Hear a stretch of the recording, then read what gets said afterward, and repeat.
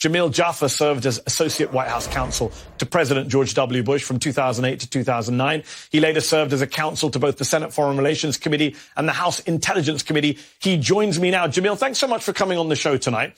On December the 7th, 2001, the New York Times reported that Afghanistan's Taliban militia agreed to surrender its last remaining stronghold, the southern city of Kandahar, to a prominent anti-Taliban commander and would begin giving up its weapons. But Secretary of Defense Donald Rumsfeld immediately objected to portions of the deal that reportedly would allow the Taliban leader Mullah Muhammad Omar to remain in Kandahar, to live in dignity in opposition custody so long as he renounced terrorism. Jamil, the reality is that this could have been ended almost as soon as it started, but the Bush administration, not just in December 2001, but repeatedly over the years, turned down opportunities for a negotiated end to the war, and here we are 20 years later. Well, Mehdi, I'm not sure it's accurate to say that the Bush administration could have ended the war if only they had accepted the surrender of Kandahar and allowed Mullah Omar to stay there. Let's be realistic. The Bush administration pushed back. They continue the fight, eventually pushed the Taliban out of power. And here they are returning 20 years later to power. It's not like if we had negotiated with them, as, by the way, the Trump administration did, the Biden administration did, that they wouldn't surge forward. Just last week, Jen Psaki from the White House podium said, man, if only we could get the Taliban back to the negotiating table instead of taking these cities, we could work out a deal. Of course, that was never going to happen. So, I don't think it's fair to say if the Bush administration just cut a better deal in 2001, we wouldn't be right back here today. Well, we can agree to disagree with that, but I agree. I appreciate you coming on and pushing back. Let me ask you this. Former President Bush has put out a statement saying, quote, "I've been watching the tragic events unfolding in Afghanistan with deep sadness. A study from Brown University found that as of April, more than 71,000 Afghan and Pakistani civilians are estimated to have died as a direct result of the war." There was also the torture of Afghans I mentioned at the start, including a taxi driver on George Bush's watch at Bagram Air Base.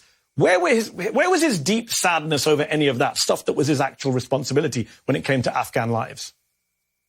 Well, look, Mehdi, I think a lot of people regret the way things have gone in Afghanistan and regret the way things have proceeded to date. But I think it's also fair to say that, just yesterday we had President Biden on television expressing deep concern for the situation of Afghan civilians, our allies in the region, who he made a commitment to when he decided to pull out those 20,000 SIVs, many of whom remain not in Kabul, not at the airport, not on planes in the United States, but subject to house searches by the Taliban and potential, who knows, torture, death, and the like. And so, there's a lot of blame to go around here, Mehdi. I think the hard question now is, having made the decision to leave that country, how do we do so in a way that protects our Americans that remain there, about 10,000, our 20,000 SIVs, 18,000 that remain in the country, and 60,000 Afghans who worked alongside us? How do we ensure that they're not subject to being attacked, potentially killed by the Taliban? It's an important point. I'm glad you made it. I think on Biden, I think we can both agree the handling of the SIV situation has been bad. You're right. There's a lot of blame to go around, which is why I started the show talking about George Bush, because he seems to have escaped a lot of it in recent days. It seems to be Trump v. Biden, and not the president who was there from the very beginning. You retweeted a Republican congressman recently saying, quote, "Al-Qaeda 3.0 will emerge from this aftermath of this reckless withdrawal.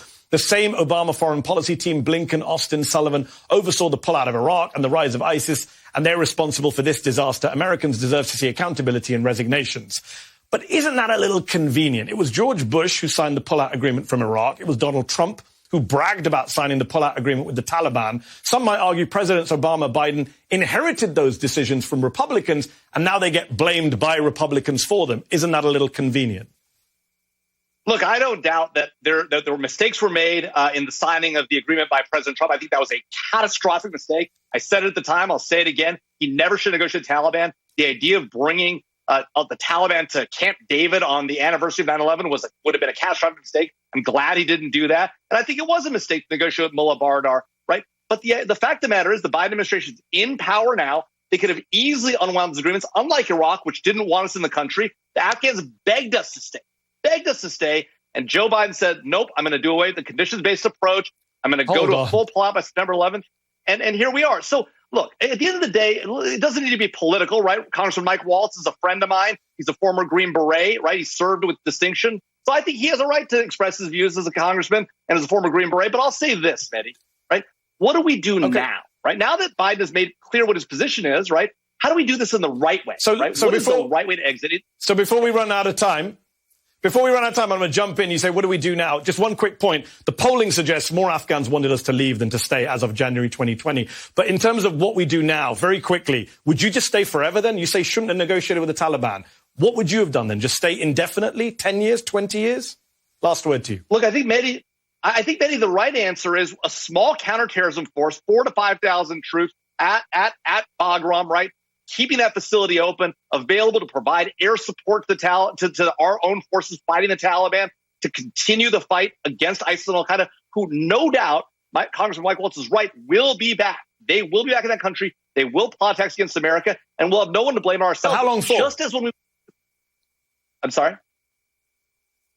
How long for the small force? How long would they stay? As long as it takes to keep our country safe from that threat. If that's 10 years, 15 years, or another 20 years, so be it. Let's be honest, Mehdi. We lost less American lives than the Afghans lost in any year of that conflict. The idea that Joe Biden suggests the Afghans aren't willing to fight is outrageous and not accurate. Okay, there's a reason they call it a forever war. Jamil, Jaffer, thank you so much for your insights tonight. I appreciate it. Thanks, Mehdi.